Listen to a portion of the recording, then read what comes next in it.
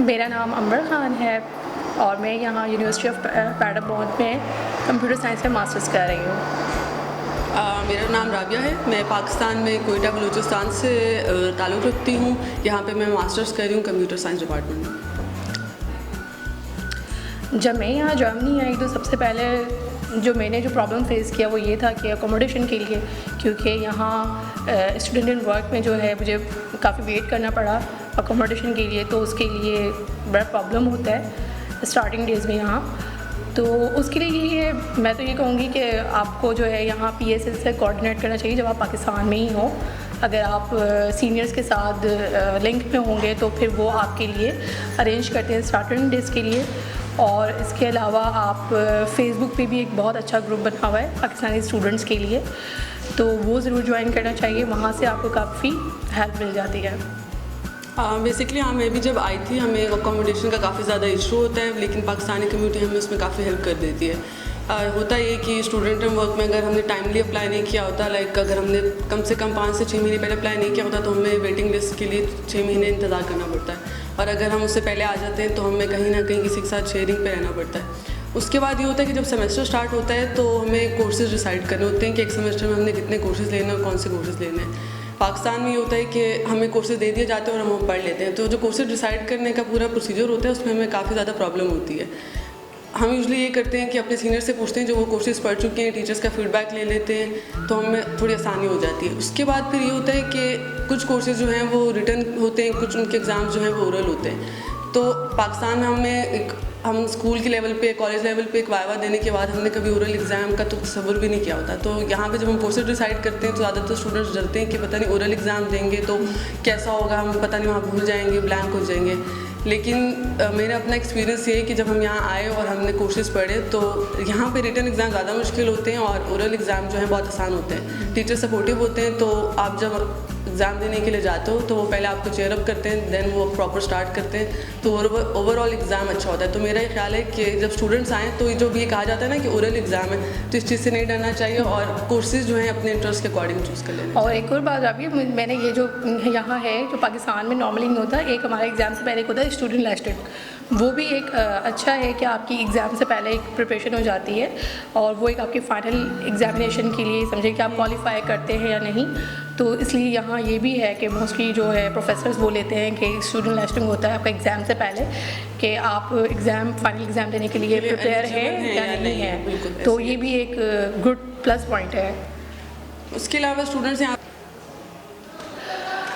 उसके स्टडीज़ के अलावा एक अच्छा ये भी है कि यहाँ जो एक्स्ट्रा एक्टिविटीज़ हैं, इंटरकल्चरल वीक होता है यूनिवर्सिटी ऑर्गेनाइज करती है, तो उसमें आप पार्टिसिपेट करते हैं। उसमें लड़कियाँ स्पेशली आपको एक ख़ुद एतमादी आती है, आपकी पर्सनालिटी जो है ख़ुद आप ग्रूम करते हैं और डिफरेंट कल्चर को देखते हैं। यहाँ आप डिफरेंट कंट्रीज़ के लोगों से मिलते हैं, तो जब आपका इंटरेक्शन होता है लोगों के साथ तो वो एक बहुत अच्छा एक्सप्लोर करते हैं आपके दूसरे लोगों से मिलकर। मेरा ख्याल है कि पाकिस्तान में एक कॉन्सेप्ट बना हुआ है, पाकिस्तान में भी नहीं कह सकते ओवरऑल दुनिया में, कि पता नहीं पाकिस्तान में शायद लड़कियों को बहुत ज़्यादा रिजर्व रखा जाता है, वो पढ़ती नहीं है। तो जब हम यहाँ आते हैं और हम किसी को बताते हैं पाकिस्तान से, और जैसे अगर मैं बताऊँ मैं कोयटा से हूँ, तो लोग बड़ा परेशान होते हैं कि मतलब वो तो एक बहुत बैकवर्ड इलाका है, ऐसा है वैसा है। और जब आप यहाँ आते हो तो हम बहुत कुछ सीखते हैं। जैसे कि मैं जब आई तो मेरा फ्रैंकफर्ट पे मैंने लैंड किया था, तो वहाँ से पैडरबोर्न आने के लिए तकरीबन 6 घंटे का जो था वो सफ़र था। मैं अकेली आई, मैंने किसी से हेल्प नहीं ली थी। मैंने इंटरनेट से देखा कि क्या प्रोसीजर है, किस तरह टिकट बुक कर सकते हैं। ज़िंदगी में पहली बार मैं इससे पहले भी स्टूडेंट लाइफ में घर से दूर रही हूँ, बट कभी अकेले ट्रैवल नहीं किया था। पहली दफ़ा किया, कोई प्रॉब्लम नहीं हुई। लोग आपके साथ लैंग्वेज में ईजीली इंग्लिश में भी कम्युनिकेट कर लेते हैं, गाइड भी कर देते हैं। पूरा 6 घंटे का सफ़र था, ट्रेन एक्सचेंज भी करनी थी, डिफरेंट स्टेशन पे वो भी की आराम से। मैं यहाँ अपने जो सिटी हमारा पैडरबोर्न, इसके बस स्टॉप पे पहुँची हूँ।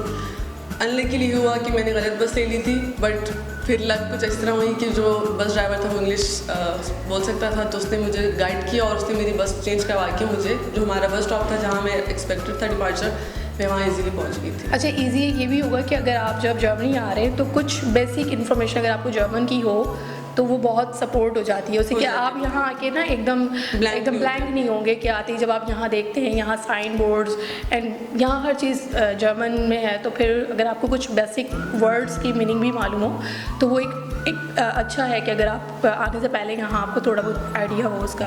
बिल्कुल।